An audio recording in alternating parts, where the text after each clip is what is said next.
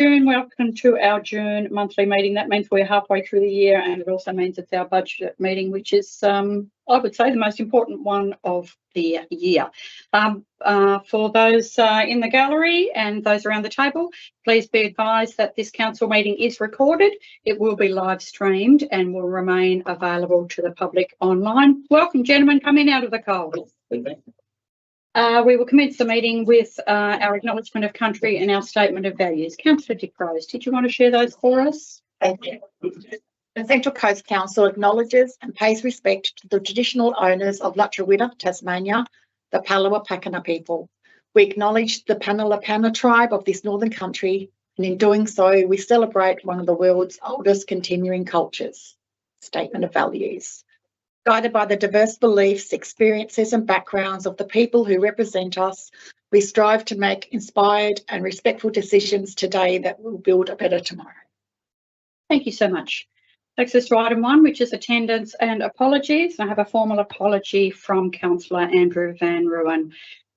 Takes us to item 2, declarations of interest. Councillors and staff must declare any pecuniary or conflict of interest in any open session item on the agenda. Any conflicts to be declared, please?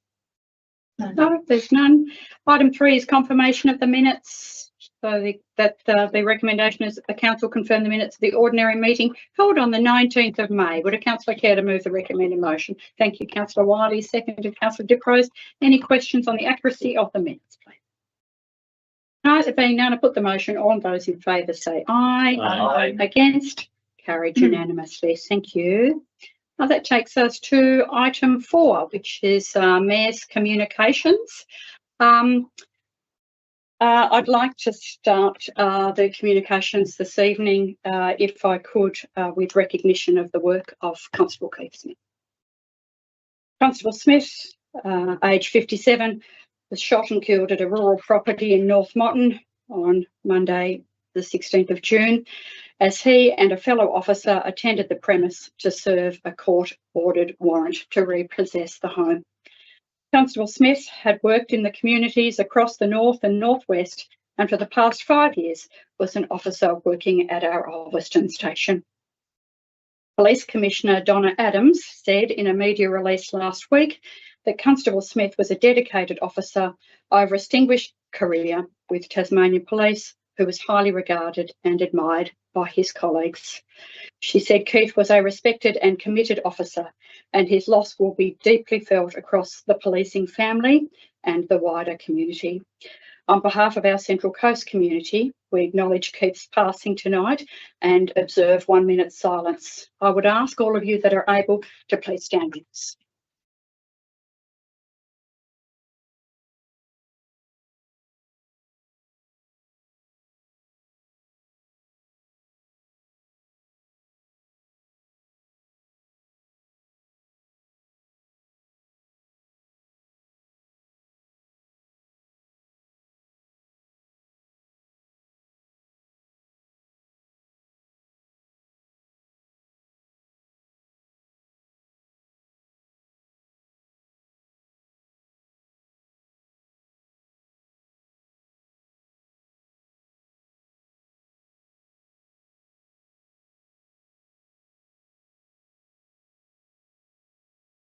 Thank you.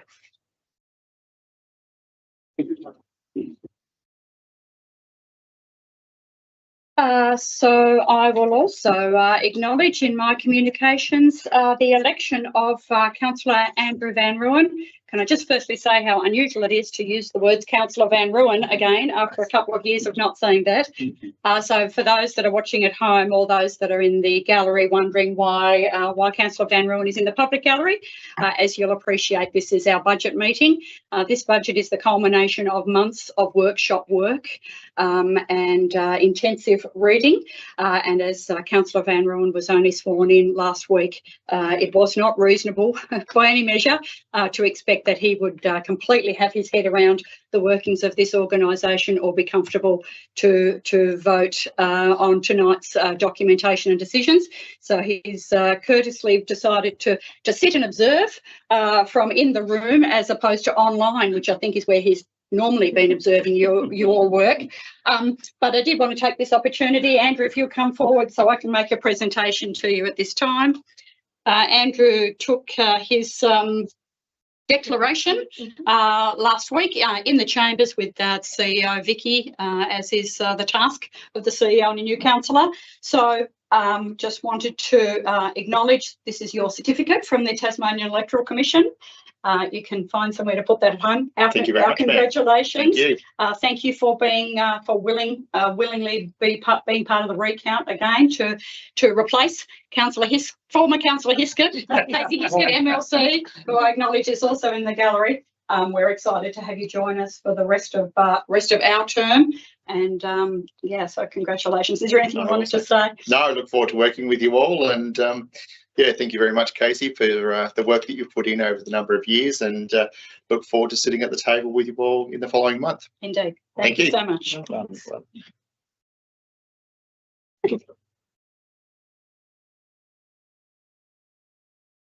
Thank you. That takes us to item 4.2, which is the Mayor's Diary and some inclusions from other councillors who have attended events.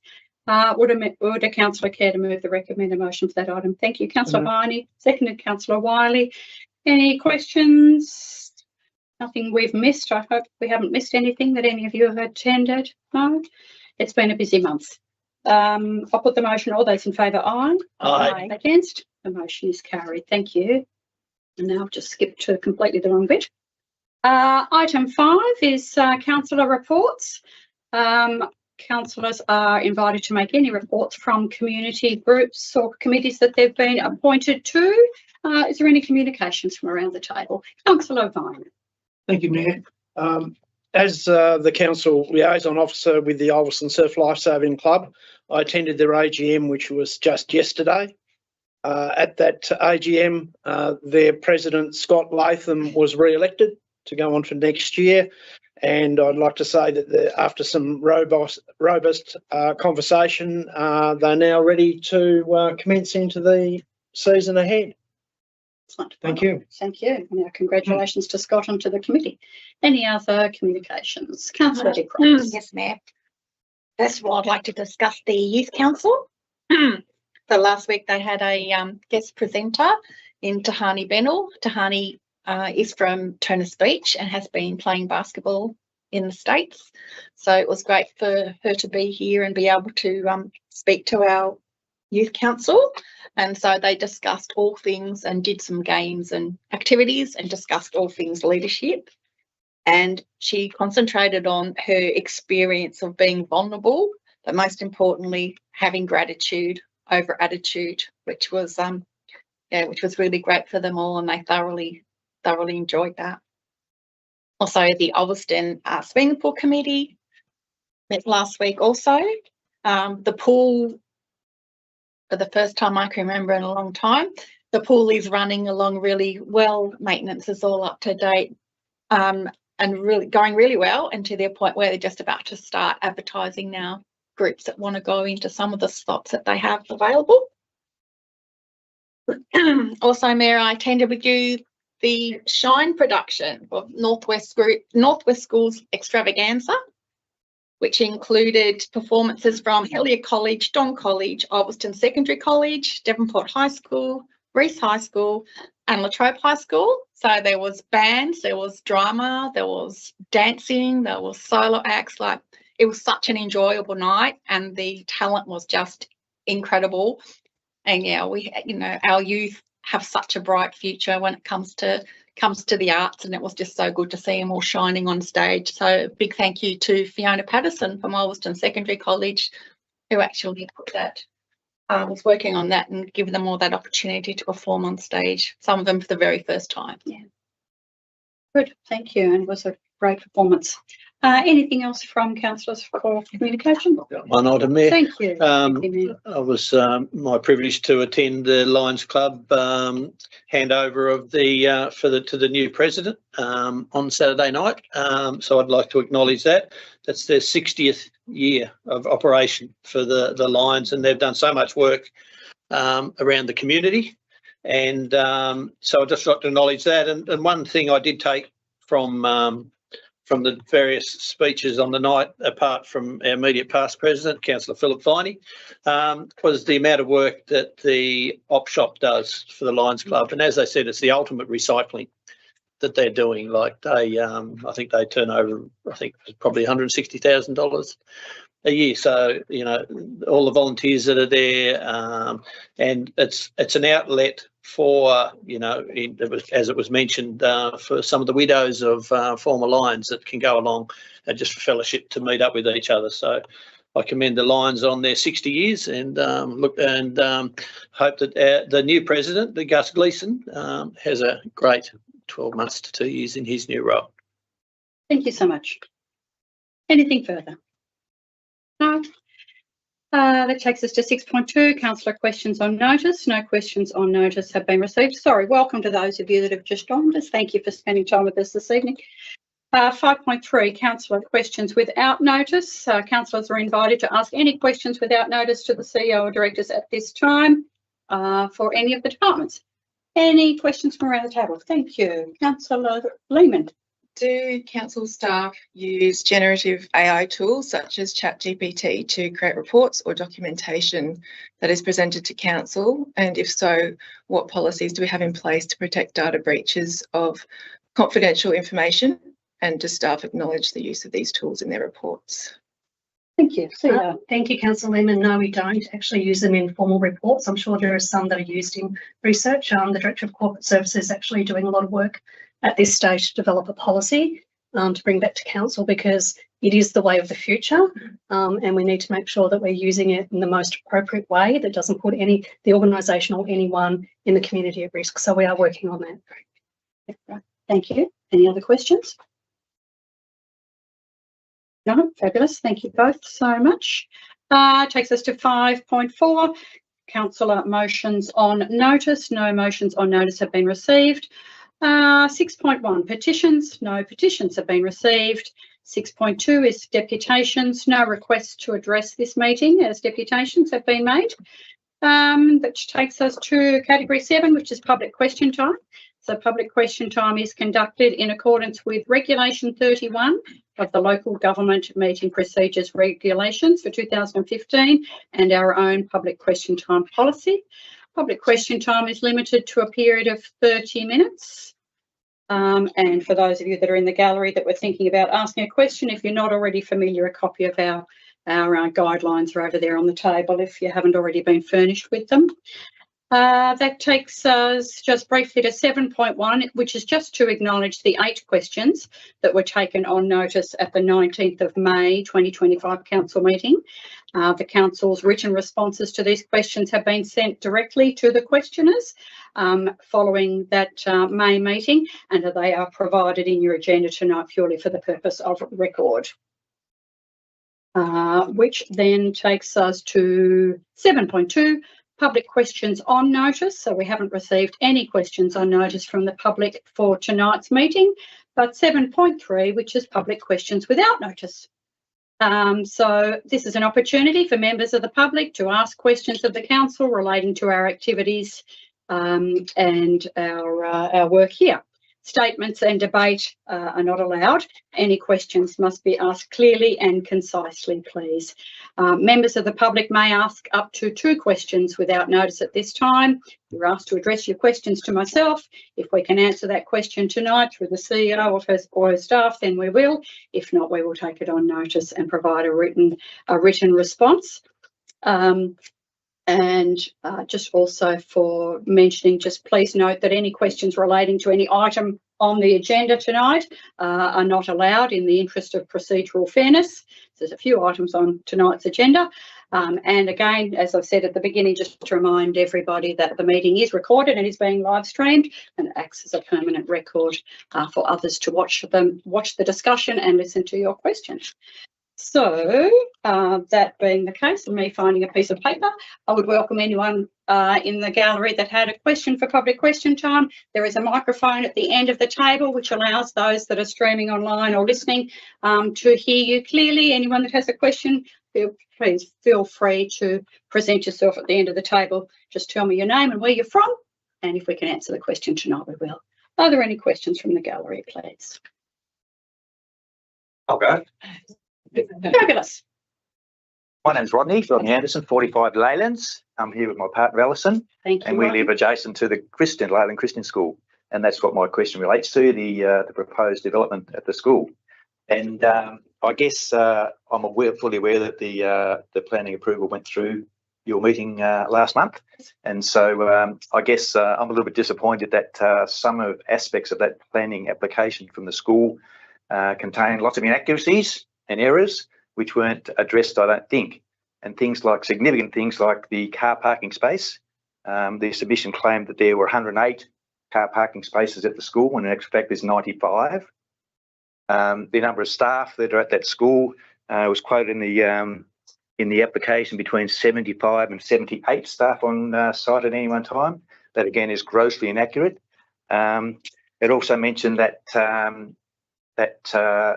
commercial vehicles are not used at that school between the hours of 7 a.m. till 6 p.m. That again is blatantly incorrect, because at 5:30 a.m. every Tuesday and Friday morning, the Veolia truck comes screaming down our street, gets hold of the big bin, bash, bash, bash, drops it on the tarmac, bang, bang, bip, bip, bip as it goes out. Wakes an output 5:30 every Tuesday and Friday morning. Rodney, in light of those things, could I draw you to your question, please? You can. And so my question is, and I'd also thank the Mayor and Deputy Mayor for supporting us, because they both met with the residents and allowed us to express their concerns, which I do appreciate. And so my question is fairly straightforward. Does the council have any plans to alleviate the traffic congestion problems created at drop-off and pick-up times at Leyland Christian School, a problem which will become even more critical as a result of the proposed development? And so 13 car parking spots will become unavailable during construction, 20 tradies, 33 extra people. Where are they going to park? Again, add in the congestion in our street, and it really is, you've seen it, it really is quite horrific. Thank you. So we have a question there. So did you want to ask the second question if they were similar to each other? No, thank you. I will just say thank you for putting the yellow lines. They've been painted, and so we're waiting for those, but the guys were there the other day, and you need to send the cops, because it didn't take long for someone to park on those yellow lines this afternoon. Thank you for your question, Mr. Anderson. I might pass to the Director of Strategic Growth. Thank you, Steve. The Director of Strategic Growth is looking at the Director of Infrastructure Services, because from my perspective, we don't have anything planned around traffic management. We have nothing planned. My understanding was there wasn't any intensification of use of the school, so if the plan is as it says, there would be no additional traffic generated, noting that there's obviously an increase in traffic during the construction phase. Ultimately, that's up to the developer to manage, but if there's any issues that arise through that process, we can have a look and see how we can support that. Rodney, did you have a second question? No, Sorry. No, that's okay. Anything to add, CEO? I suppose the point, the essence there is that the moment people that reside in the area start to observe, please let us know changes or and we'll impacts. actually make sure that we have a look to see how we can assist in alleviating any concerns or congestion that's there for you, and work with builders. I wasn't going to ask the second question, but I will now, please. That's fine. Second question. You're entitled to two. Oh, yeah, thank you very much. Do you believe that the public will be happy when the existing access to the beach from Leylands Avenue through the Leyland Christian School is closed to walkers, bike riders, etc.? Bear in mind that the path was paid for and constructed by the Central Coast Council. As we know, unfortunately, no legal right for that access was construed by that or arranged for from staff at that point in time. CEO, did you have a I can see the Director of Strategic Growth now actually does want to say something. I think Director does know the answer to this question. So whilst it wasn't a planning matter and something we could formally consider as a planning authority, I think I reported at the last council meeting that the school has heard those concerns and reached out proactively to council, and they're pretty keen to find a new solution for that access. So that's something that I think we'll see progress on moving forward. Thank you. Thank you. Thank you. Thank you for your questions and for joining us this evening. Any other questions from the gallery, please? Yes, please. Step forward there. Welcome. Hello, thank you. My name's Jenny Bosch from 490 Roomba Road, Preston. I'm here representing the Northwest Tas Homeschool Group. A recent email to our homeschool group explained that as of the new financial year, we won't be able to have the grant and support, I forget what you call them exactly, for venue hire continuing, unless we incorporate and become a not-for-profit organisation. That's one of the requirements to me to be able to apply for a grant or support for a discount on the venue hire. Okay. And the asset link that you included in the email spelled out 15 requirements to meet, including appointing a registered company auditor within a month of registering and to lodge an audited financial statement each financial year. We have no finances as a bunch of families. We sell nothing, make no profit, don't make any money. We can't meet those requirements and won't be registering as a company or not-for-profit. The question is, after having very pleasant and amicable interactions with the council for many years with venue hiring, would the council rather receive $40 plus once or twice a week as usual instead of probably nothing at all? Thank you. Appreciate the question. Can I ask which venue it is that we're referring to, just so the CEO is clear? Well, it varies. Oh, okay. North Mountain Hall, Yes. especially. Yeah. Sometimes Fourth Hall. Okay. Sometimes Turners Beach Hall. Yes, sometimes Sulphur Creek. The It whole- actually varies. The yeah. halls in the municipal Yeah. area. That's Yeah. fabulous. Thank you. CEO. Thank you for that. I'll just ask the Director, Community Services, Chris, to respond to that. Thank you. Thank you for your question, Jenny. So council's at tonight's meetings are adopting a new schedule of fees and charges, which looks at how we charge for our meeting venues. Aware that in the past, the last couple of years, there's been a practice in place where council's provided subsidies to community groups hiring of facilities. To do that's quite a intensive.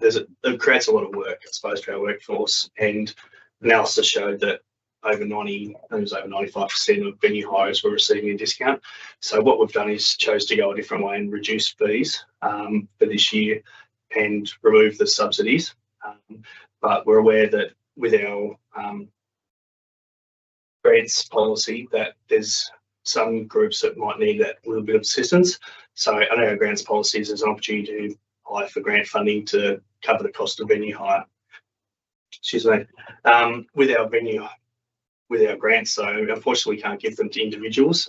So we have to have an organisation that applies for the grant funding, and whether that's a business or an incorporated body. So I haven't seen the email you specifically referred to, but that would step out some of the requirements of an incorporated body to be eligible to receive that funding. Mm-hmm. So just so I'm clear, Yeah. I could, to yourself, I could hire the venue as an individual without being incorporated or anything of that, but the fee would be higher than what I might have paid before, or I could seek grant funding that would subsidise my contribution, but I can only do that if I'm an entity of some. Yeah, so the fee doesn't change. Yeah, that's correct. So the high fee doesn't change. Just the eligibility around applying for a grant, we can't give them to individuals. But the fee is higher than it would have been when we subsidised it under the previous model. Yeah, I think roughly 10% overall. Yeah. It's actually more than double for us. Okay. So we've, the fee, I know, reading what was written out to me specifically for our group, wanting the hall say for 4 hours at a time. Yes.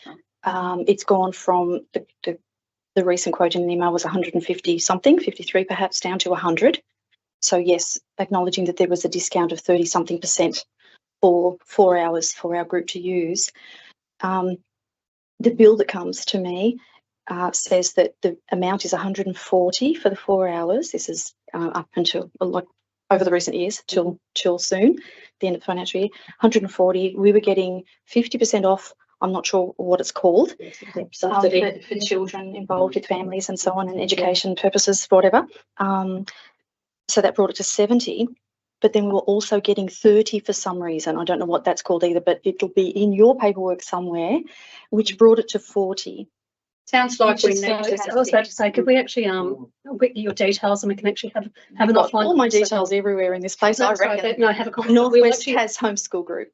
That's okay, but we'll actually organise a time to sit down and actually look at the specific details related to your group. Thank you so much. We do have more than 100 families on our email list, which represents around about 500 people in the area. Yeah, no, that's fabulous. Thank you for bringing it to our attention. Thanks. Obviously, the intent, as Chris has outlined, we had over a period of time, this process had become commonplace where many groups were subsidised by the general rate base. Not only was it administratively wasteful, but we're not sure that it was actually, that the subsidies, created by the general rate were actually landing in the best possible places. So, Chris, it's a work in progress, isn't it? But we need you to be very, very clear about what it is that we can and can't do. But thank you so much for bringing it to our attention, and Vicky will undertake to see that through. Thanks, Jenny. Any other questions from the gallery, please? Of course, you've got one, Kevin. Look at their faces. Bated breath. And welcome back again, all. Welcome, Mr. Abood. Yeah, Kevin Abood from Alderson. Just a quick question today. Given that the terms local government and Local Government Act 1993 appear multiple times on the Central Coast Council website and is included in many of the council's documents, including plans and policies, it can be reasonably assumed that the council identifies itself as a level of government. This brings thee to my first question. In the best interest of the community, can the Central Coast Council confirm whether it adheres to the provisions of the Bills of Exchange Act 1909 in its operations? There you go. Can we take that on notice, Mr. Absolutely. Notice, yeah. Yes, thank you. Thanks, Kevin. I appreciate that. Yes, Darryl will leave of it. Thank you. We got one, Kevin. Yeah, just one tonight. Any other questions from the gallery while we still have time? I wouldn't want to disappoint you. Welcome. Welcome. Thank you very much for your putting up with us. I don't know, not at all. It is our back of my I head had this evening. it written out on my phone and I was trying to abbreviate it onto your paper, but I haven't quite got finished. First one I've abbreviated, so I'll go with that one. Okay. Does council have surveillance cameras currently, and is there any plan or program to extend surveillance capacity? I'm only interested in surveillance of public spaces, obviously not cameras relating to the property security. Understood. Yes, we do have a range of surveillance cameras, predominantly, I think, for our buildings. Is that correct? Yeah, but not in public spaces, general public surveillance, such as placing. Yep. So yeah, if I may, we do have some in public spaces, including the main street and some of our major parks. Yeah, So yes, there are some. Yes. Answer that. purpose? Curious. Surveillance. For what Because purpose? they want to look at you. So I can imagine if you were a policing authority or something, there would be a logic to that. So what's council's?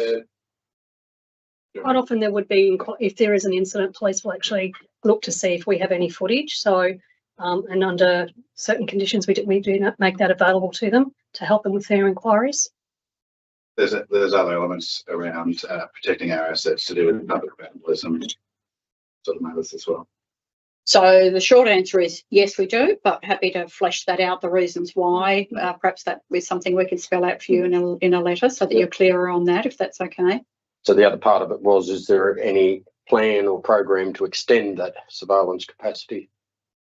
Yes, so we've either applied for or recently been accepted. I'm not sure. I can confirm that to install an additional 3 cameras in the main street, Raby Street in Hubbardston.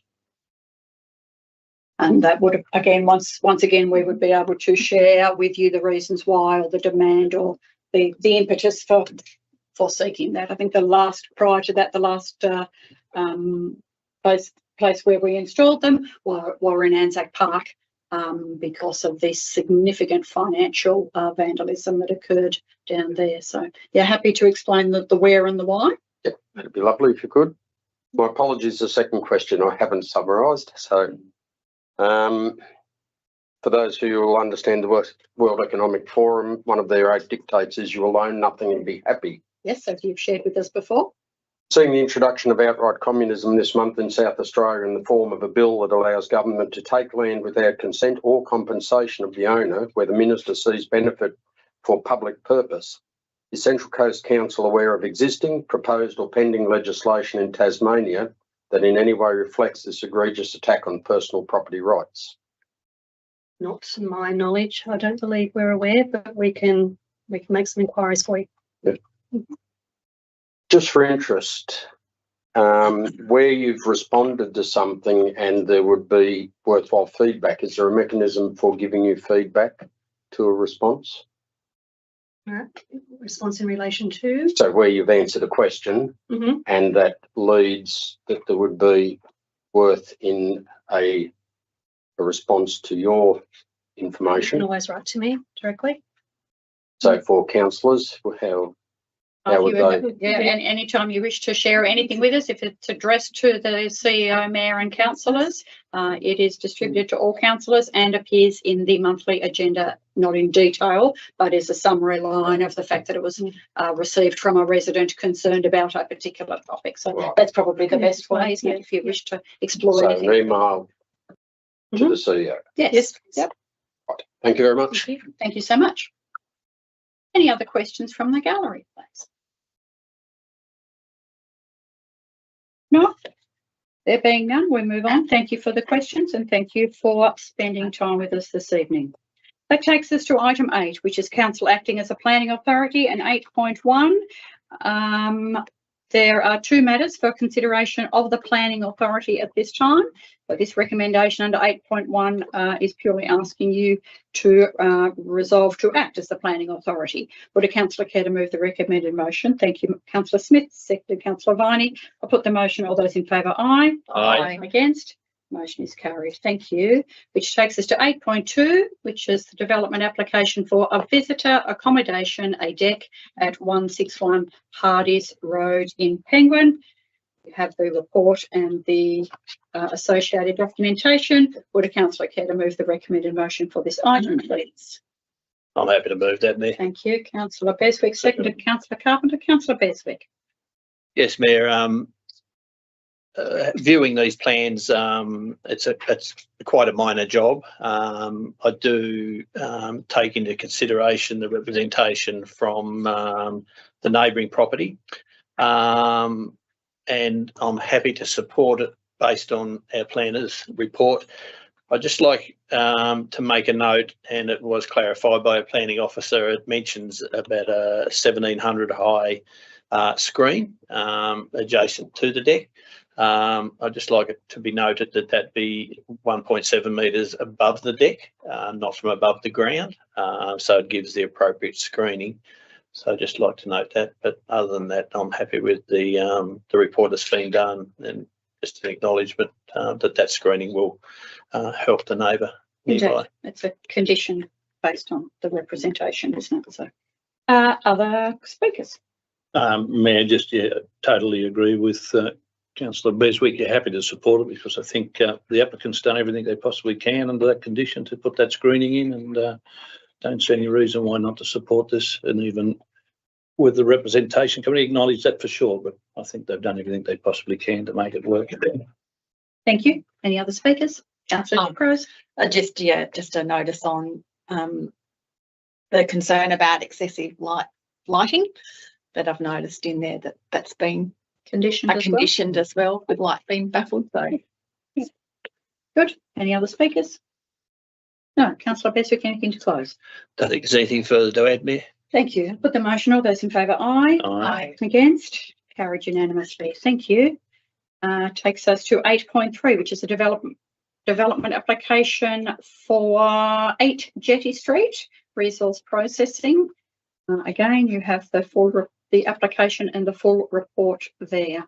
Would a councillor care to move the recommended motion for this item, please? Thank you, Councillor Carpenter. Seconded, Councillor Wiley.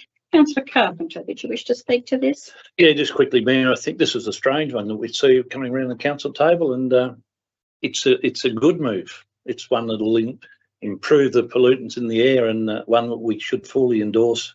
And I think our applicant here is doing everything they possibly can to bring this new system into place, and have a little bit of knowledge of the system that's going to be used across other processing plants across Australia. So hopefully it'll take those particulars out of the air. And I do note in the representation with the houses and the odour at some stages, but I think with the resource that's around there, the processing facility that's around there, we've just got to continually support the improvement over time. So this is a good move.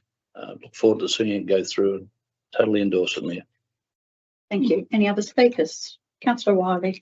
Thank you. I'd just like to concur with what Councillor Carpenter has said. The representative did have some concerns around odour and around noise, and the report does show that there's actually meant to be a decrease in those issues. So if anything, it's going to be an improvement for the people that do live in the area. Thank you. Other speakers? Councillor Varney. I'd just like to say I'll be supporting the motion, but it's also pleasing that a manufacturing plant, vegetable manufacturing plant such as Simplot is actually investing more money in our municipality, and hopefully that means it's more job security for the people in our municipality. Great. Thank you. Any other speakers? Councillor Beswick. Yes, just briefly, I just concur with Councillor Viney's comments. You know, Simplot is a major employer in our town. I commend them for spending the extra money to improve the way the plant operates, to remove the particulates out of the air and so forth. And yeah, so it's great to see them spending the money there, because that just shows that they're probably here for the long haul, which is great. Indeed. Any other speakers? Councillor Carpenter, do you wish to close? No, I don't think so, Matt. Okay, I'll put the motion. All those in favour, aye. Aye. Against? Motion is carried unanimously. Thank you. That takes us to item 9.1, declaration of office. So the purpose of this motion is that we formally acknowledge and receive the declaration of office completed by Councillor Andrew Van Rooyen. Would a councillor care to move the recommended motion for that item, please? Thank you. Councillor Diprose, seconded Councillor Wiley. Councillor Diprose, do you wish to speak to the motion? Yeah, first of all, to congratulate Councillor Van Rooyen. He's worked really hard in his campaigning and everything over the years to be a part of the council, and he's being rewarded with that now by putting his hat back in the ring for the recount. So thank you for doing that, Andrew. And yep, just look forward to having him around the table and working with him in the future. Thank you. Any other speakers? Councillor Wiley.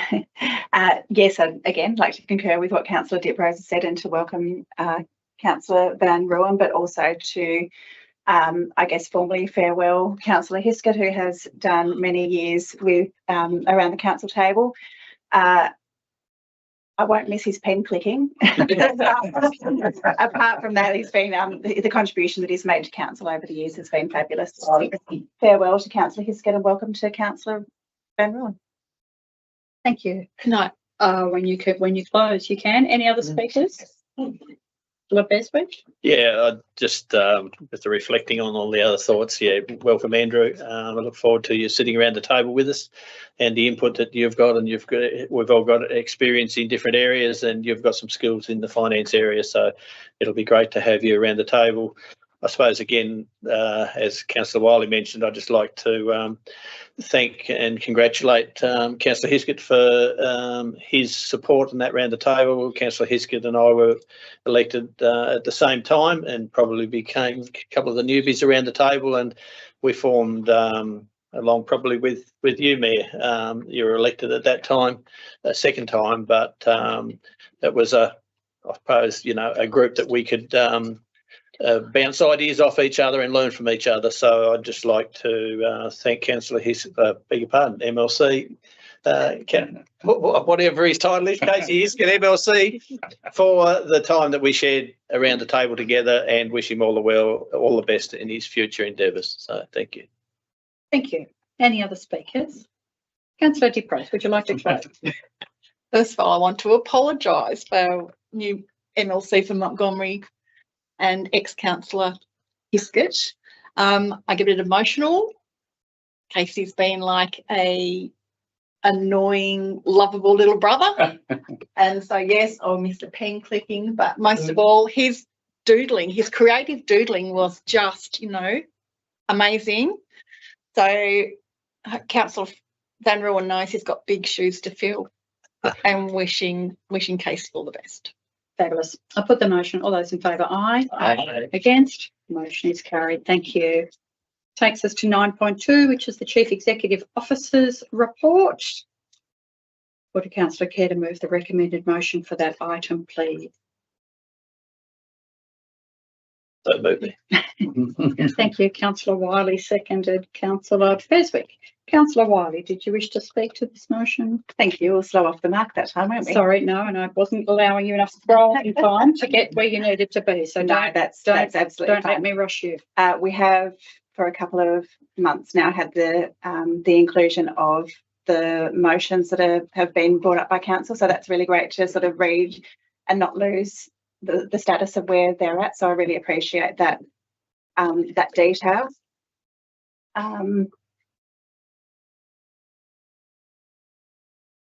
I don't think there's too much more to say on that one. No, I'm happy to move that. Thank you. Thank you. Thank you. Other speakers to this report, please. Oh, you've done so well. Nobody's got anything to say. No, nothing else, nothing further. Councillor Beswick, you didn't wish to speak to that as the seconder? Other than, yes, as you mentioned, Mayor, that our new CEO has jumped into role and she's performing very well, and we thank her for the in-depth report that she's providing us each time. Thank you. Presume you have nothing further to add? No, thank you. I'll put the motion. All those in favour, aye. Aye. Against? Carried unanimously. Thank you. 9.3 is the committee management policy. So the recommendation is that council attach the management policy that you've been provided with. Would a councillor care to move the recommended motion for this item, please? Thank you. Councillor Lehman seconded. Councillor Wiley. Councillor Lehman, did you wish to speak to your motion? Yeah, so this is a new policy that's been developed, which is really great. Thank you to the staff who've put this together. And I guess as councillors, we all sit on various committees and they all operate a little bit differently. So it's good to see that we've now got a framework around how that will work with standard templates, annual work plans, terms of reference. So the committees can start working a little bit more in a more aligned way. And I guess we'll get better outcomes and better visibility and oversight of what's going on with all these committees that we're part of. Well said. Other speakers? Councillor Beswick.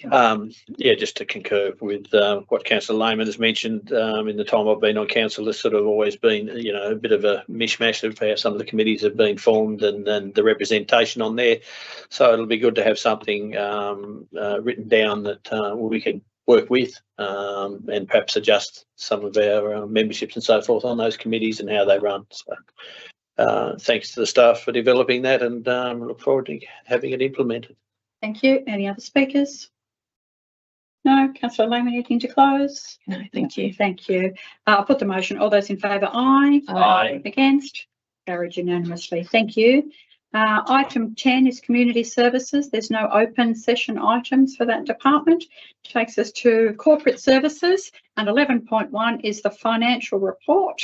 So this is that the recommendation is that council receive the financial report for the period ending the 31st of May 2025. Would a councillor care to move the recommended motion? Thank you, Councillor Viney. Seconded. Councillor Diprose. Councillor Viney, did you wish to speak to this? Yes, I'd just like to say that I'm moving that the council received the financial report for the period ending 31st of May 2025. This is the history of what's happened with the council for the last 11 months.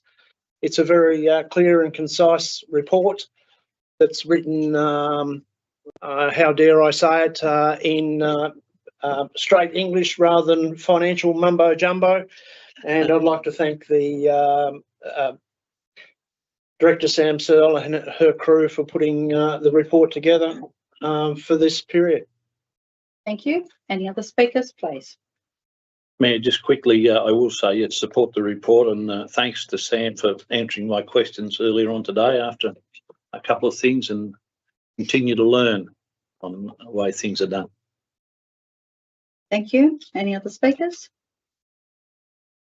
I would just add that, oh, sorry, Deputy Mayor, after you. Yeah, just to concur with everybody else, from my time being on the council, it's a bit over 6 years now. A layperson like me can understand it more, so it's great for the community to be able to read a document like this, and it's great thanks to the staff for being able to develop this into a readable document. So. Thank you. No, that was pretty much what I was going to say, that we're at the, you know, this reflects 11 months of the previous year, but even in that 11 months, let alone the last couple of years, this public reporting format, which Director Searle and her team have developed with the traffic lights and the very clear explanations of overs and unders and whys and things that should be of concern, is certainly most appreciated by members of the public who take the time to read that and might zoom in on the finances. So yes, I was just going to say that it was great for that smooth report. Any other speakers? Councillor Viney, did you wish to close? No, thank you. I'll put the motion. All those in favour, aye. Aye. Against? The motion is carried unanimously. Thank you. That takes us to 11.2, which is the annual plan and budget estimates for 2025-26. There is a range of items there for you to adopt as part of the recommended resolution. Would a councillor care to move the recommended motion? Councillor Viney is keen. Seconded, Councillor Lehman. Councillor Viney.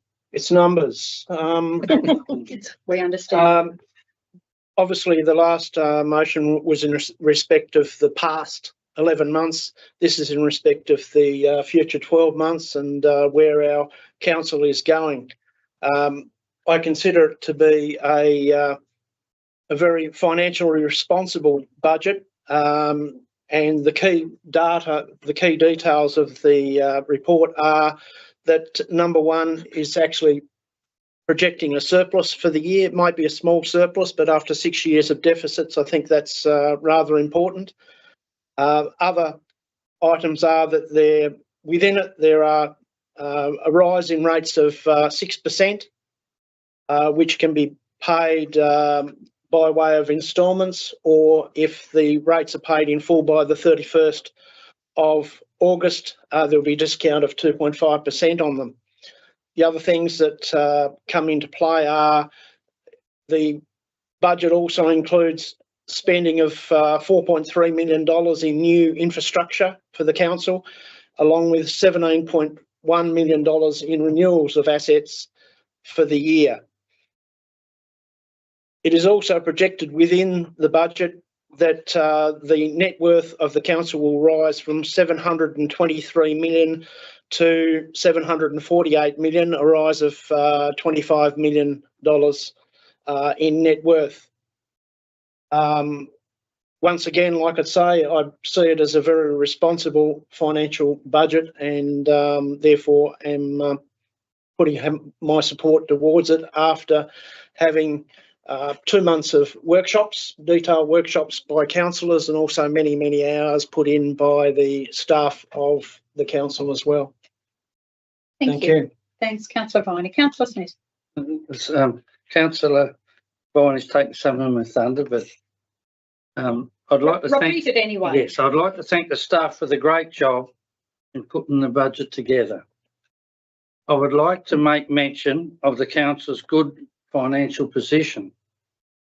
Council's net worth is projected to rise from $723 million, as has been stated, per 30th of June 2025 to $748 million by the 30th of June 26.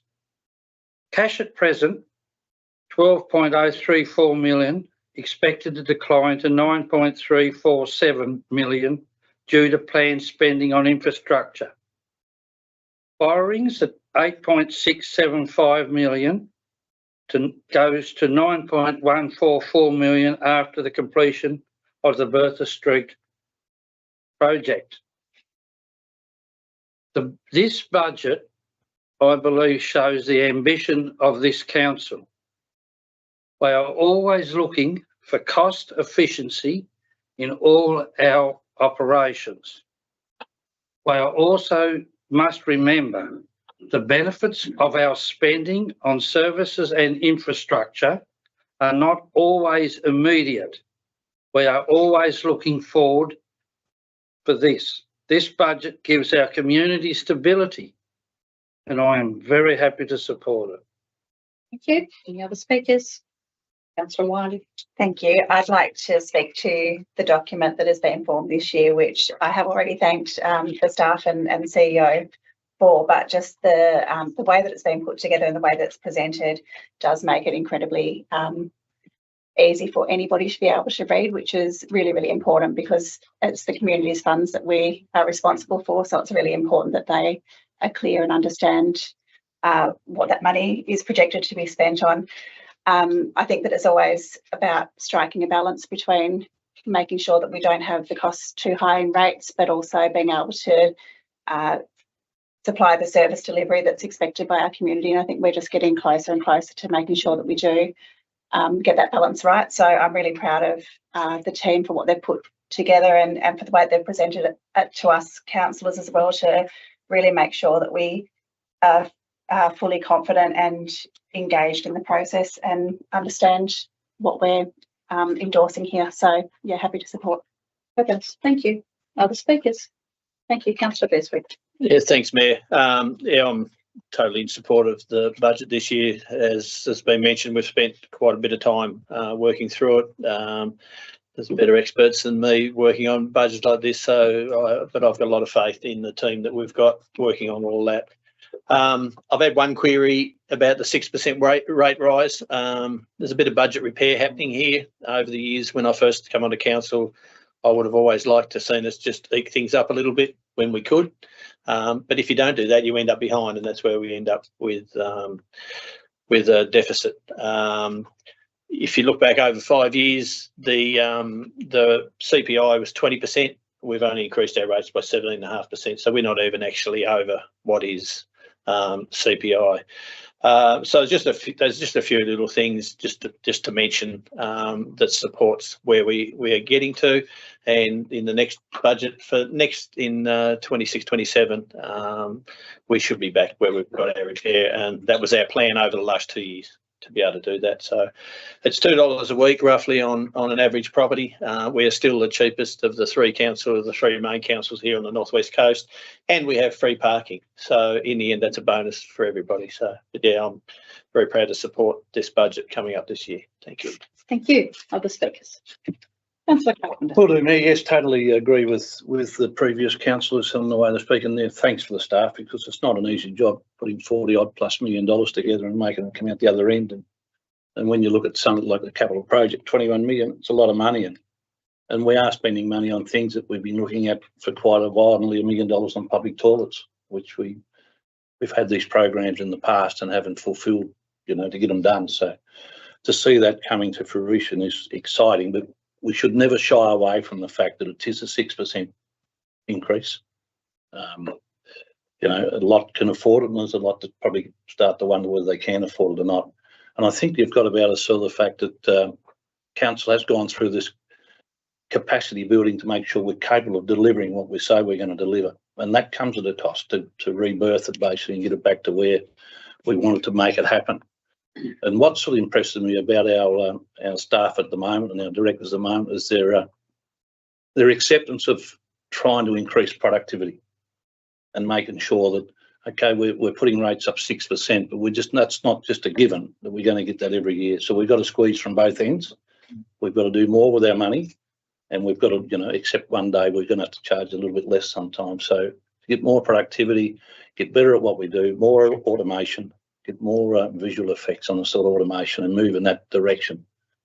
Totally support it. Thank you for putting together, and I hope that our community will get on board and follow that direction that it's put in its good faith.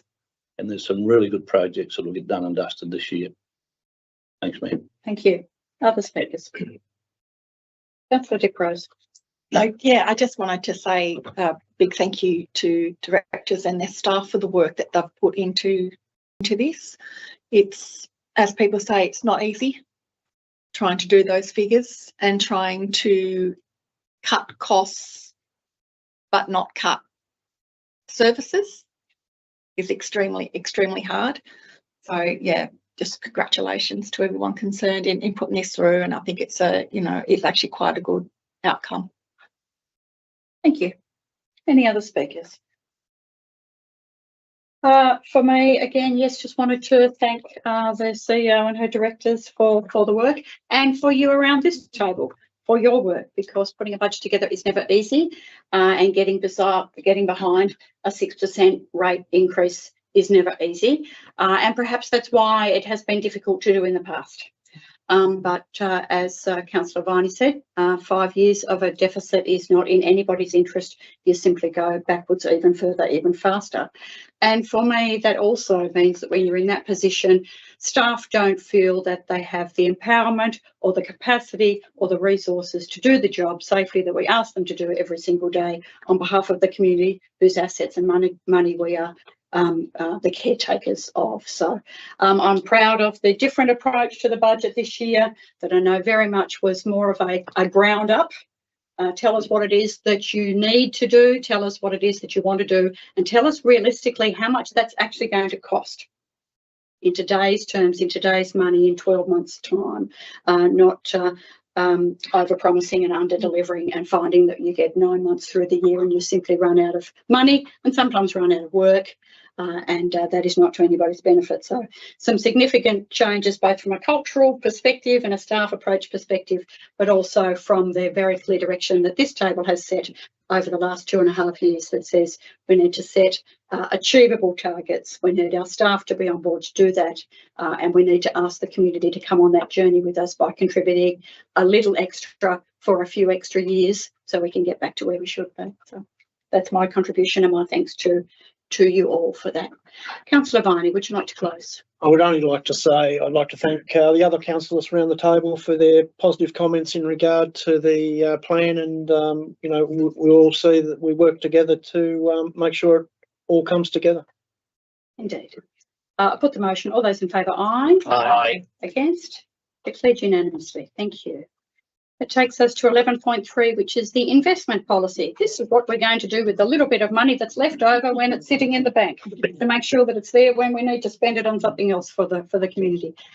So you have a recommendation in front of you that the council adopt the attached investment policy. Would a councillor care to not remove, how about you just move the recommended motion for this item, please? Thank you, Councillor Wiley.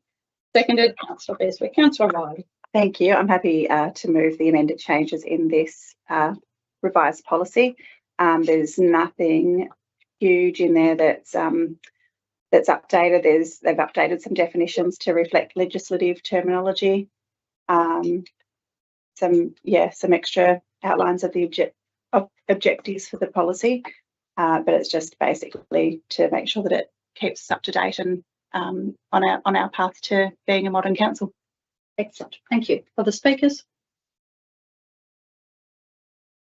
No. We'll just put the motion then, shall we? If everybody's happy, yeah, put the motion. All those in favour, aye. Aye. Against? The motion is carried. Thank you. Which takes us to 12.1.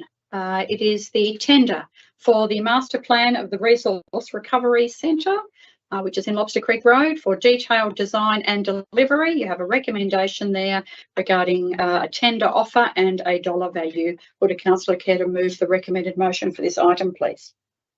So moved, Mayor. Councillor Beswick, seconded. Councillor Carpenter. Councillor Beswick, do you wish to speak to this motion? There's not a lot to say probably regarding this. In the end, it's a piece of work that we've needed to get done for the Resource Recovery Centre, and obviously the people that have are going to be awarded this tender, a specialist in that area. It's important that we get the Resource Recovery Centre design done well, so it's efficient, and that it in the end it'll make it better for people recycling their goods that they take up in there in the back of the station wagon or whatever. And there's only then the very minor, hopefully, landfill that goes into the landfill site. So it'll be great to get the work done, and then it's a matter of then progressing that into a better facility for the whole community. Thank you. Other speakers? Councillor Carpenter. Yeah, I'd just like to add, totally concur with Councillor Beswick. People are looking through the agenda that see under attachments confidential tender assessment checklist, which we are privy to viewing that. and have total confidence in this is done the right way and the proper way, and that the best tenderer or the best person to be able to deliver this project comes to the top. So it's just a reminder for all our tenders that we do it this way. It just doesn't come to us and you accept this. So that's all I wanted to say, Mayor. Yeah, on that. no, well pointed out, because it is a little unusual, isn't it? Yeah. The actual decision sits in And you open, don't know but how it's done. the tender document seems to be missing and doesn't seem to be clear. Yep. For reasons that are commercial in confidence. It sits in your confidential documents. So you do have all the information that you require or the opportunity to discuss it with the director. Thank you for pointing that out in case it wasn't clear to people. Any other speakers on this item? No. Councillor Beswick, did you wish to close? No, I don't think there's anything else need to be added, Mayor. Thank you. I put the motion. All those in favour, aye. Aye. Against? Approved unanimously. Thank you. Takes us to 13.1, which is development support determinations.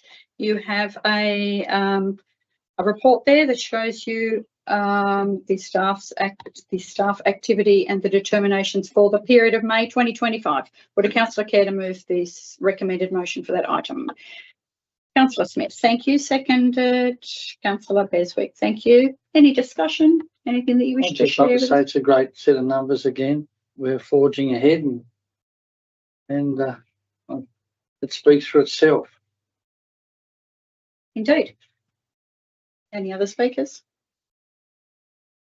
Just briefly, I suppose, Mayor, it's interesting, development applications are still up on last year, which means that we've still got building happening in our municipality. Things are starting to drop off, and you hear the numbers around statewide that perhaps needs to be a bit more stimulation. But in our Central Coast, we've still got, when you've got planning approvals coming through, that means that there's some stuff in the pipework, so which is really good. Thank you. Anybody else? I just like to say that, for those of you that aren't staring at the document, there's a category of development applications which is called no permit required. So that means it goes through a fairly fast process. The KPI, the best practice for approval for a no permit required application, is 10 days across the state. We consistently sit well below that, and this month it is 3.8. Congratulations to your staff. That means those people that want to build a shed or a garage aren't waiting for us. Anything further? Anything to close, Councillor Smith? No. That's all done. Put the motion. Thank All those in favour, aye. Aye. Against? Motion is carried. Thank you. That takes us to 13.2, which is the Our Homes, Our Future Central Coast Housing Strategy. You have a recommendation there that you endorse the suite of attached documents, of which there is quite a number, and you've spent all weekend reading them. Would a councillor care to move the recommended motion for this item, please? I'll move it, Mayor. Thank you, Councillor Beswick. Seconded. I'll second that. Thank you, Councillor Carpenter. Councillor Beswick. Mayor, I didn't read every document over the weekend. I'm sorry. You're forgiven. We've had these documents around with us now for quite a few months, since we were very fortunate to have been awarded the funding for basically planning future housing growth in the municipality. And I thank the staff for originally putting in that application and to be able, for our municipality to be able to work through this. What we're approving tonight is the final document, which is basically the start of the next process. It doesn't mean it's finished, and it doesn't mean it's all locked away. The next part is to go through a planning amendment and some special area plans, which then will be put back out to the public again. We've adapted these drawings, we've adapted the documents, taking on a lot of the feedback. Some people would say we haven't taken on enough, but in the end it's a matter of finding a balance for our municipality for the future. So I'm happy to move it, Mayor. One thing with the SAP that'll be developed, we want to try and keep the character of our towns, mainly Penguin and Ulverston Forth as well, where in the end we've got a lot of older buildings and so forth that you don't want impact on those, especially some of them which are have been there for many, many years, and you don't want to see that impact. So that's an important piece of work, which is included as part of the funding for this. It'll be done by a company that specialises in planning areas. So I look forward to working through that next process, and then with it going back out to the community to get their feedback on that for the next phase. It's not for us; it's for our kids and our next generation's future. That's what this work's all about. Thank you. Any other speakers? Councillor Smith. This document will deliver a strategic framework that underpins the planning and delivery of housing across the Central Coast. Our Homes, Our Future will guide residential development in Central Coast over the next 20 years and beyond, including the types of homes that we need, where they should be located, and the infrastructure that we need to support them. I commend the staff and Ethos Urban on the way that this has been done, with community and business involvement in creating this important strategy. The work now starts. I'm happy to support this strategy. Thank you. Other speakers? Councillor Wiley. Thank you. This is a huge piece of work, so well done to the team on securing the funding for that, and for Director Connolly and his team for leading this piece of work. I know it hasn't been easy, and I know that there has been some concerns from the community which have definitely not gone unheard. It's important to recognise that this is a 20+ year strategy. It's something that we needed to have a plan for the future of our municipality and for the people who live within it. There were things that were originally in the report that have been taken out, and I certainly would like to ask anybody who does have concerns about this document to immerse yourself in it and fully read it, and not just read the headlines, because there are things in there that the community have said that they didn't want. For example, building on some of our open parks and spaces, and we've taken that off the table. There's a number of other things that we're also concerned about, that some of the community members were concerned about, with some 6-storey buildings being permitted, and we have reduced the amount of where they can be, and really thought about protecting what's special about the Central Coast for our future generations. One thing that it does, and I'll speak on this as a mother, is it actually unlocks property for our future generations. My children, probably with things going the way that they are, wouldn't be able to afford to get into housing. There's a lot of people that need housing. There's people that are living in big houses on big blocks that don't want to be on big houses and big blocks, but that's all that we have available. So the fact that this allows our housing options to diversify, to have things like townhouses and terraced housing, have some options rather than just the house on a big block or a small unit. People do want somewhere in between. So if we get people that are moving, that don't want to be in those large properties, into something a little bit more diverse within our municipality, it also allows other families to be able to move into those houses. So it's really something that just needed to be looked at. We have completely immersed ourselves in these documents for quite some time now, and I appreciate the work that Ethos Urban's done with consulting with the community. It's very clear how much consultation has taken place, and I'd just like to reiterate what Councillor Beswick said, that it is only the start of a process, but we can't keep going down the same path that we have been going down. We need to make some changes, and it's not going to be the end of the road right here. There's still a lot of water to go under the bridge, but once we make some changes to the planning scheme, I think that it'll benefit our whole community. Thank you. I was running up this side of the table. Councillor Carpenter, did you wish to? Councillor Lehman. Councillor Lehman. Thank you. Thank you. I acknowledge the great deal of time and effort that has gone into producing this suite of documents that are before us today. The reason all this work was done was to address the nationwide issue of housing affordability and failure to deliver housing of all types through a federal government grant. This concept was certainly touched on in these documents, but not adequately explored for my liking. We've received a lot of feedback from our community about the lack of desire for 3 to 6 stories, and yet this is a continuing element of the Penguin and Ulverstone plans. Again, I appreciate the public benefit in consolidation of existing built forms to meet market demand, but the proposals here are overwhelmingly not accepted by our community, as was evidenced by the responses to surveys and at consultation sessions. The red flag here for me is what we're being told is an opportunity for between 3 and 6 stories. The feedback from the majority of residents is this is not what they want, and yet this appears in the report over and over. Why aren't we listening? I've consistently challenged this, and again, I'll challenge the concept today. The feedback was so clear, it was impossible to have misinterpreted it, but I'll spell it out. 3 to 6 stories is ridiculously high. 3 to 6 stories will destroy local character. 3 to 6 stories will see houses overshadowed.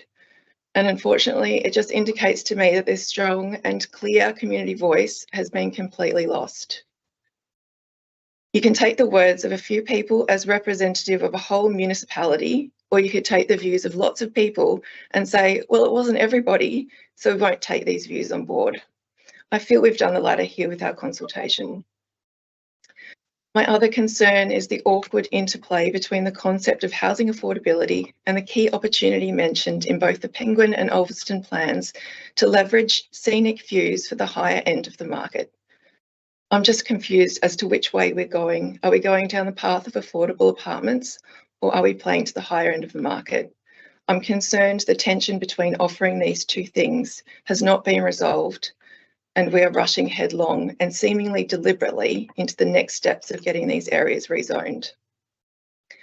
The report creates a fear about risk, stating that the risks of not adopting this report are that we, the people at the table here tonight, will potentially affect the future of our community for the worst if we don't approve it tonight. And I'm not sure I agree with this. This report and suite of documents cost a lot of time and a lot of money, and a lot of effort was spent putting them together. There's 742 pages of them in all, which is not quite War and Peace, but we're certainly getting up there. I would experience instant regret if I voted with this tonight. Once the 6-storey buildings go up in the middle of town on King's Parade, next to the Station Master's Cottage, along Victoria Street and Alexandra Road, interrupting scenic views that we all share collectively, people will look to this council to see who made the decision. This isn't our last chance at a housing strategy, but we are being made to feel it as though it is. But the risk of adopting this is that we then have to support this implementation with delivery and council resources, or it will remain as just another item on the shelf gathering dust. As the report says, this strategy could remain aspirational rather than actionable. Aside from greater demand on the ratepayers, we will also need the workers, infrastructure and services that are already severely lacking in our area to shape it on the ground. While I acknowledge the great work that has been done by the staff and consultants in putting this great piece of work together, at this point, it is a no from me. Thank you. Councillor Carpenter. Yeah, thanks, Mayor. Mayor, as a seconder of the motion, and I completely can take on and appreciate Councillor Lehmann's address there. And I'm, for one, have been very cautious all the way through, because I take our character and the place where we live is probably as paramount as what we've got here and what we can't replace if we get it wrong. So in supporting the motion, I definitely feel we've got to be able to interlock our demographics between our younger and older people going forward. Now, I haven't got the knowledge to say that we all want big houses going forward. And I see my young people and the kids that I talk to that want different style of houses. I'm not going to use the word affordable because I think it's misused and shouldn't be used in these articles at all. But I think going forward, there's got to be a bit of everything. So in supporting the motion, I want to be in charge in having a say in the design and the implementation later on in life. If we keep sitting back and not looking forward, sometimes I think we could lose control, and we have no control then over what we want to keep and what we want our town to be like and what we want our outer-lying areas to be like. So I'm prepared to give a little bit tonight, and I totally agree with Councillor Lehmann about the overshadowing and everything else she spoke about. but I'm supporting the motion so we can have a really fair dinkum crack at getting the design right, getting the landscaping right. I know we've put a line around areas, but I will also say that 6 stories was conditional before and 3 stories. So people, if they were strong enough, could have built one, and we had nothing to save us to make sure they were right or wrong or whatever. So I think, Council, the work from now onwards, it's going to be extremely difficult. And probably the hardest part of the next 12 or 18 months is in this design phase or whatever, if it gets through, if the SAP plans get through. And we're not saying they are, they mightn't get through. So the work will be from now onwards. And if we fail to design it properly and fail to have that real heavy input from community and listen, then we will be judged. I have no doubt about that. Mayor, but I'll finish up in saying in the demographic that I mix with, and I take the representation we've had on this, but in the demographic that I've been mixing with the last few months, and I don't ask a lot of questions regarding council's activities, but in this one I have been. I've never had anybody come back and say no. There's queries, yes, down the main street and here, there, and everywhere, and queries no in some certain places. But everyone that I've asked has said 3 stories would be okay, 6 stories, this, that, and everything. We've got to have light through them. We've got to have infrastructure. We've got to have greening. We've got to have landscaping. We can't be overshadowed. We can't be spouting to spouting. And that's where we need to be strong and really vocal when that turn comes around. So I second the motion through the fact that we can have control of it going forward. And I never ever want to see this taken out of our local council's control and go into any other situation that a state government might think they need to drive us into now. Thanks, mate. Thank you. Other speakers, Councillor de Cruz. I'm a bit emotional actually. Sitting here from a couple of years ago when we, discussing a homeless motion to where we are now. I think is fantastic. The work that's been done, the money that's been secured, and pardon me, I'm going to look directly at Director Connolly because I appreciate all the blood, sweat and tears that you've put into this over the time. I also want to acknowledge all the people who actually came along to all the information sessions and put their cases forward if they weren't happy with something, and if there was a headline out in social media, instead of just getting angry and saying a lot of stuff, they actually come along and actually had discussions with people about it. And I think it's that hopefully that trust in us is going to be able to have this go forward, knowing that there's still going to be room for people to have their say and have discussions on things to put their minds at risk. But yeah, I just couldn't let it go without acknowledging all that's happened over the last 3 years and where we've come to get to this point at the moment. So I really look forward to it, and I'm sure our younger generation will appreciate it in the future as to what's being done now. Thank you so much. Councillor Viney. Yes, I'd just like to say I agree with Councillor Carpenter and mainly what he had to say, the major parts of it, in that this document isn't drawn up for today or tomorrow. It's actually it's an aspirational group of documents that will push us out to 20 years. And there are many items where the planning scheme, there'll be amendments to be required, and statutory effect has to take place yet. It's not the finish of the process, it's the beginning of the process, and it's a very long process. So, and as we're all aware, things change over time, and what we've done is made the documents flexible enough to accept change in things that can happen within planning over that 20-year period. So I will be voting for the motion. Thank you. I think we've been around the table. I have nothing to add. Your contributions have covered on a variety of touch points for me. So, Councillor Beswick, do you wish to close? Yes, I will, Mayor. Just want to acknowledge Councillor Lehmann's input into the meeting here tonight. It's hard. I've been there before, where in the end we sit on perhaps a different opinion to others, and I commend her for standing up for that, because that's important. And as I say, I've sat on this side of the table and done the same thing. So because there's always two sides, and that's where we've listened to the people. We've adapted these papers to most of the feedback, and as I said earlier, we are never going to please all of the people all the time. Councillor Diprose mentioned the community consultations. I attended quite a few of those, as well as Councillor Diprose did, and it's interesting. Sometimes people came in with a negative light, and by the time they'd sort of walked through, talk to us as councillors, talk to the staff, they came out with, "Oh yeah, I didn't pick it like that." And sometimes, as was mentioned, perhaps a headline or a whatever, might pique somebody's interest, and that might give them a negative connotation for that. So we've sort of adopted through all that. It is going to be a large piece of work moving forward, and I agree with Councillor Carpenter that in the end, the next stage is probably in some ways the most important part. And I look forward to working through with that with the rest of the councillors. And just because, I suppose one further point, just because it says that it's 6-storey doesn't mean that tomorrow there's going to be 6-storey built there. It's when somebody perhaps buys some land or a few pieces of land, a few blocks, that they might consider doing that. So it doesn't mean that all of a sudden we're going to end up. It just means that in the future that can happen, but also in terraces and so forth in some of the streetscapes. So I think it's enough, Mayor.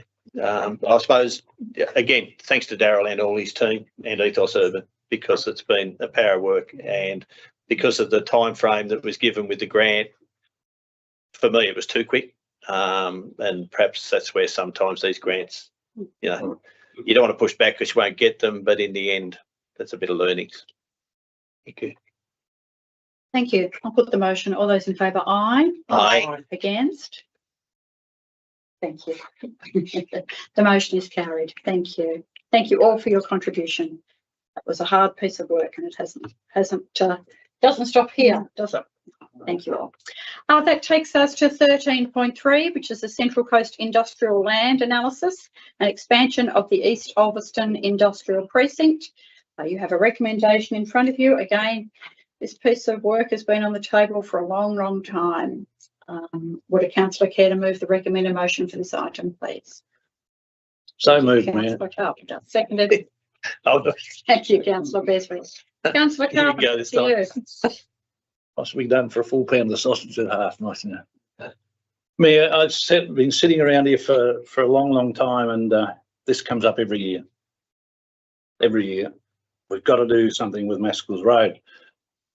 And I think what we used to talk about before, it was the fact that we've got to do something with Maskell's Road. We probably had no idea what we wanted to do with it. So I'm going to give a little bit of credit to this report. Now, people probably say it's wrong, it's not right, and all this, that, and everything else.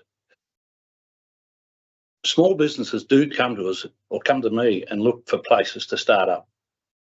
That's one thing that I know, that I can honestly quantify that.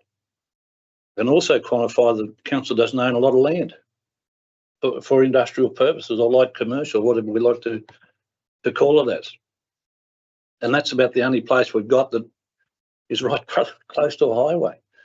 And we also haven't got the right to influence landowners to rezone what we might think would make perfect industrial land or commercial land. We haven't got the right to influence that, not at this present point of time. So I think we've been sitting around long enough on Maskell's Road. And I keep telling myself, we've either got to make a decision. It's got to stay rural land, housing, or light industrial, whatever we want to call it. And let's do it. And again, this is only the start of the process. So if this gets through the rezoning on this, again, it's the start of the process.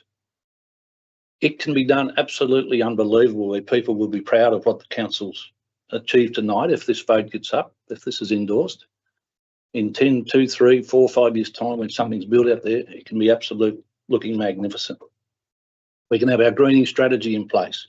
We can have our landscaping in place. When I go back to the views to the sea,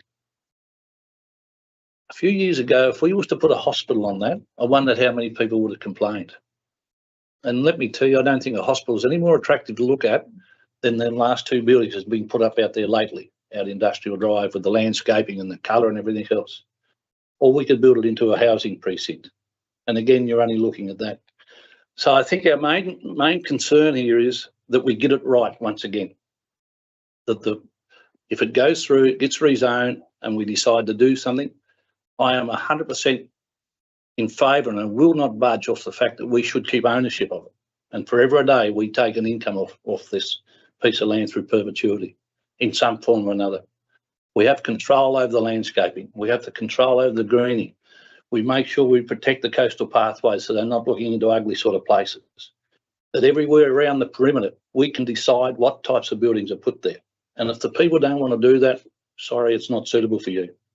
And if we're strong with that, I fully endorse this application for rezoning there. So I think we've got to make a start, see if it gets through. When it gets through, then the strength really will come. So I totally endorse it, and thanks again to the staff, Mayor. Thank you, Councillor Carpenter. Other speakers, Councillor Wiley. This one I have really struggled with. The land at Eastlands Drive, in my opinion, should never have been made industrial land. It was put in the wrong spot. It wasn't well planned for, and it's something that we've inherited. It's a problem that we've inherited. It hasn't been finished properly, and it just goes to show that if you fail to plan, you plan to fail. That's exactly what's happened in this situation. There's many things that could be put on Maskell's Road that would be more beautiful to look at, to capture the coastline views, all of those sort of things. But we are in a situation where we don't have enough industrial land. The other argument is, why don't we just be a place where we're known for our livability and we don't worry about having industrial land? And the simple fact with that is that it's just not sustainable for us as a municipality to be able to do that. We do need to have the right balance and right mix. We're a society that's ageing. We're an ageing population. We need to support more jobs here where we live so that it can support our local economy. And by rezoning the land at Maskell's Road as light industrial, and it is light industrial, I think that's really important to point out, is that it can actually support up to 200 jobs. Also with that is that it's been captioned in the report that $190 million annually is being spent by people in our community, outside of our community, in other areas where they work. They travel outside of the Central Coast to work, and then that's where they spend their money. So it's not just a money-making thing, and I don't want that to be misconstrued. It's about having the resources available to support the future of our municipality. What I do want to make sure of, as Councillor Carpenter alluded to, that if this motion does get passed, that we have some really tight framework around the landscaping, the greenery.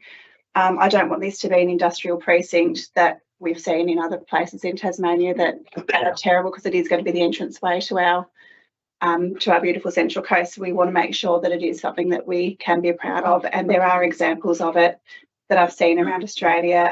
For example, the precinct in Bundle in Queensland, it's just got that really nice balance of looking clean and beautiful. The coastal pathway along the back there really allows itself for some sort of tourism type venture that can also be built into this light industrial zoning. So such as, a nice brewery for someone to stop to have a drink or something like that along that pathway. So I think it's really important that we consult with community, that we set our expectations high on what we want it to look like and stick to our guns on that. I don't think that we can have too many loose arrangements around what goes in there. We need to make sure that it's something that the whole community can be proud of, and to really engage them in the process of making sure that it's something that they want. So yeah, as I said, it's not where I would put it. We don't have any other land available. We've looked at all other options. And as Councillor Carpenter, I think, alluded to, we can't expect anyone who owns private property to just give it to us because we need it. So it's an 8-year fix. It's not a long-term fix, so we still need to continue to have those conversations about where we want an industrial precinct to be, because once this land's gone, it's gone. So we do need to still think about what we're going to do after this 8 to 10 years periods up. So I think that's about it from me. Well done. Thank you. Other speakers, councillor Lehman. Thank you. Again, I understand that industrial land is something that we do need in Central Coast, and like Councillor Wiley said, perhaps it's a case that we decide to do something different here, but I guess it's a real shame that the only land that we have available for industrial land is, and the only one that seemed to pass the constraints analysis, is to be the land right in front of the beach with spectacular scenery and visual amenity, and is also the entrance to our town of Alveston. If we think in purely economic terms, then this site is conveniently located to all the connector roads, it's flat, it's already home to other industrial zones. Of course, it makes sense. But I feel this is just more evidence that we are in danger of losing sight of what's important, and it's what community tells us they value again and again in all our surveys when we ask, what do you value about our area? It's always our natural landscape and our scenic views. And of course, we can ask that developers and businesses kindly adhere to proposed design guidelines, and they keep it green, make it look great, to ensure that the industrial area will appear green enough to still be rural land, but they don't have to take our suggestions, and they are just that, a suggestion. Once we hand over the keys to an industrial zoned area, we don't have anything to fall back on to keep our lovely green pastoral vista intact. I wonder if there's anything else we could have done in that space. People do look to our green strip of land along the front of the beach, along Fairway and Bicentennial Park, and appreciate the vision that our forebrothers and sisters had to retain the natural landscape for future generations. And I think we should do the same here. And instead of taking our little bite of the cherry right here in this prime spot, we should think more carefully about the decisions we make that will shape our future for the right or wrong reasons. Unfortunately, again, for me tonight, it's a no. Thank you. Thanks for your honest contribution. Other speakers, please. Councillor White. For many years, we have discussed industrial land and the lack of industrial land in the municipality. We've spent, once again, many years talking to people who own land in the municipality to try and get them to put their land forward, and we've been unsuccessful at that. We're now left with a piece of land that is actually attached to a light industrial area already, and seems to be a logical step on where to extend that area, that light industrial area. I think with into the future, when we look at what we're going to do with it after it's rezoned, if it is rezoned, then we can start looking at constraints on vegetation and how things look within that area. But we basically, the only land we've got available to do that with is that piece of land. So I will be voting for the putting up as industrial land, changing the zoning on it. Thank you. Other speakers? Councillor Dickles. First of all, I just want to say how great it is to be coming into Alveston and having Mills Estate there. I see that as our entrance. I think it's nice and green, and it's been done really well. How great it would have been to have had a hospital, but nevertheless, that was never the case. So, you know, we have to work out what we're gonna do. The fact that we want to keep it, as Councillor Carpenter said, as in our control, as far as like maintaining and making sure we've got great wetlands with flora and fauna management. Who knows, they might be able to be, nature walks are actually able to be done in the future in that area, and we're not walking away from that. I think that's really important to say. That goes along with buildings that we want in the future, or with factories or whatever, manufacturing, whatever goes there in the end. But I think you have to have both in this case. Our community needs to grow. There needs to be more jobs. We need, you know, we want our youth to have more apprenticeships, traineeships, the opportunity to have some more of those things right here on our doorstep, so that money can be spent here and keep our small businesses not only going, but hopefully growing in the future. And on that, as I said, I feel we're being responsible when talking about our wetlands and management of fauna and flora, and therefore will be voting for. Thank you. Councillor Hosford. Great debate by everybody. I'll be supporting the motion. I concur with Councillor Lehman. My choice would be for it not to be there either. But we can't make people, unless we acquire land, not forcibly, but to be able to put it somewhere else. Like, I'll use example Gawler, where you got good access to the highway and stuff like that. And we've got, what is it? I think it says here, you know, 2 years of space left with the land that we've got now. As far as the hospital goes, I agree. But in the end, we've got a few political candidates around the table. It was political when the decision was made to put it in Burnie, might I say. But yeah, so that would have been the best place for a hospital, and it would have been best for the whole state in the longer term. There is quite a bit of land. I'm not sure how big the land is.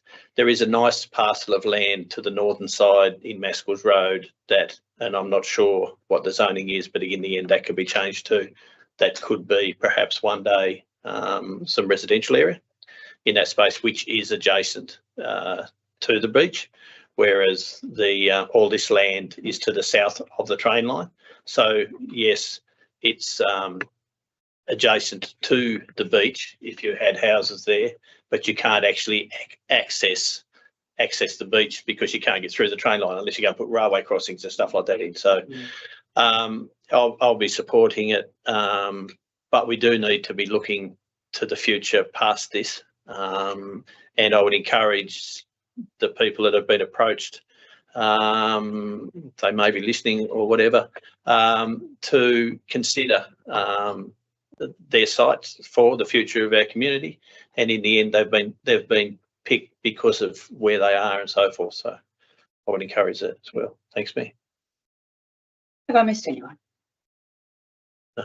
Oh, another great conversation. As you can see, we have some difficult decisions in front of us this evening, and isn't it great that we can have those conversations? So I think I've been around this table on and off for 18 years, and for 18 years we've been talking about Mascles Road. And yes, we tried to throw open the welcome mat for the Department of Health for hospital or ancillary health services over that time. We had a study done on big box development before there was a Bunnings in those other 2 cities that are either side of us. You know, the study was done about whether or not Central Coast was the place for big box development. It's been rural. We left it zoned rural because we were unsure. And to my knowledge, since we did that, nobody has ever approached us and said, have I got a fabulous idea for you for how we can use that piece of rural land. To your point, the piece of land that is privately owned further down that road has a residential approval some time ago. No development has yet started. That's in the hand of a private developer, but the subdivision was approved for that zoning. So when that business owner or that property owner is able and willing and ready, and there is a market, then I'm sure that would be a fabulous place to live. And then we'll have this challenge, as we will when we do this next level of work with our parcel of land. Then we will have to have the buffer conversation because there's already a residential. So failure to plan is planning to fail, exactly as Councillor Wiley said. So I'm pleased that what we have done over the last 12 months is try to, as difficult as it can be, put our shoulder to the wheel to actually do some future planning, and we'll support the next stage of progress for Mascles Road for many of the reasons that others have outlined. Councillor Carpenter, did you wish to close? Yeah, will do. Thanks, me. I'd really like to thank Councillor Wiley and Councillor Lehman for their contribution in this, because it does bring out different concepts and thought processes of where we think we could or should have been. And I'll take the history part. There's no way in the world we'd do it again today. I totally agree, 100%. And the same with Councillor Lehman. But I think even the term light industrial sends connotations out to people's minds that it's going to be a gravel yard or truck yards or something like this. And when you think about what you can and could do with things if we could only just beautify the term light industrial, the beauty along the pathway and things like that, you could make that an unbelievable precinct if we just broaden our horizon and our vision and we have control. And I know Councillor Lehman sort of spoke about, the business person or whatever will come in and will dictate to us. They probably would want to try and dictate to us. But then again, that's where our councils have got to be strong in the future. And this is not for us. We don't want you. If you can't come to what we want, what we believe is right for us, don't waste our time.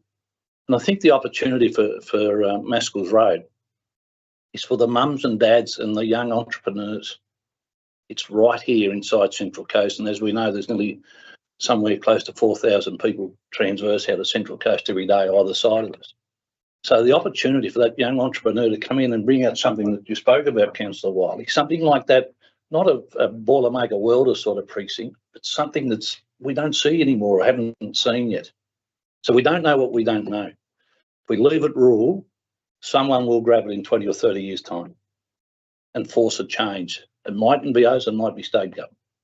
You never know. So I think we're in the driver's seat here in this, and that's why I moved the motion and would love to see it go through and see how we go into the design phase. Thanks, Mayor. Thank you. I'll put the motion. All those in favour, aye. Aye. Against? Councillor Wiley, the motion is carried. That takes us to the meeting being closed to the public. So we have the council by absolute majority closed the meeting to the public to consider a range of following matters that are listed there. Could I have a councillor care to move this, just recommend a motion? Councillor Dipro, seconded. Councillor Wiley, all those in favour, aye. Aye. Against? The motion is carried. Thank you. Thank you for joining us. Thank you for being with us.